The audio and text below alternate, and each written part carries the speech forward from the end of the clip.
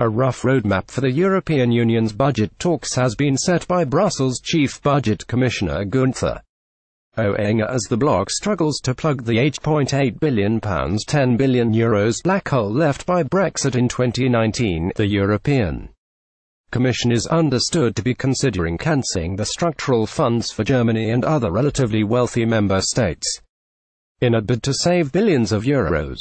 But Mr Oettinger is also said to considering raising contributions for the remaining EU 27, with several member states rejecting the call to pay more. The EU Budget Commissioner estimates the additional amount for Germany will be between £2.6 billion and £3 billion, €3 billion to €3.5 billion per year.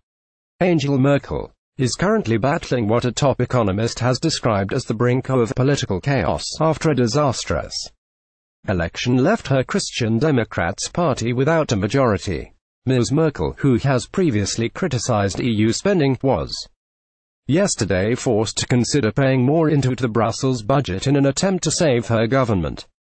The German Chancellor is attempting to thrash out a grand coalition with the very pro-EU Social Democrats SPD. Ms. Merkel yesterday blasted the EU's budget structure as she added that Brexit offered the opportunity to rethink how Brussels spends its money. The German Chancellor said, "We need a new beginning for Europe. When redistributing structural funds, we need to make sure that the distributional criteria reflect the involvement of many regions and communities in receiving refugees. Solidarity cannot be a one-way street in the EU. Germany may have to fork out for a third of Brexit black hole in the EU budget. Member states that could face paying more into the EU budget after Brexit include Germany, France, Italy, the Netherlands, Sweden, Belgium, Austria, Denmark and Finland.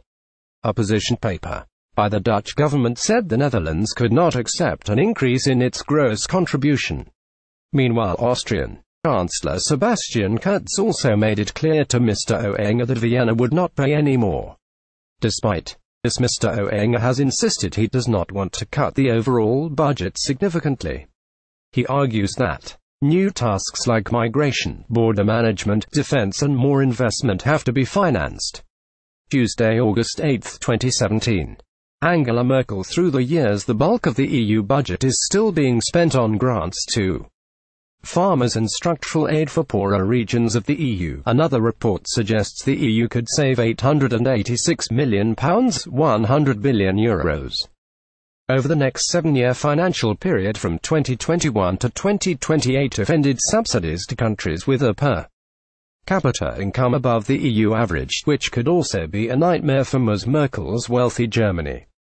Germany's North Rhine-Westphalia NRW city of Wuppertal has received considerable cash from the bloc in recent years, and is budgeted to get €8 billion from the EU during the funding period 2014 to 2021, and according to expert calculations, a 15% reduction in structural funding would mean Germany would be excluded from all funding programs. The informal summit of the 27 EU member states without the UK on Friday is a starting point for a chain of negotiations that will lead to a budget in mid-2019. Ms. Merkel, who has previously criticized EU spending, has forced to consider paying more to Brussels. Usually with EU member states haggle for €1 trillion every 7 years, but with the UK departure in the 2019, the EU 27 needs to decide on how to plug the funding hole.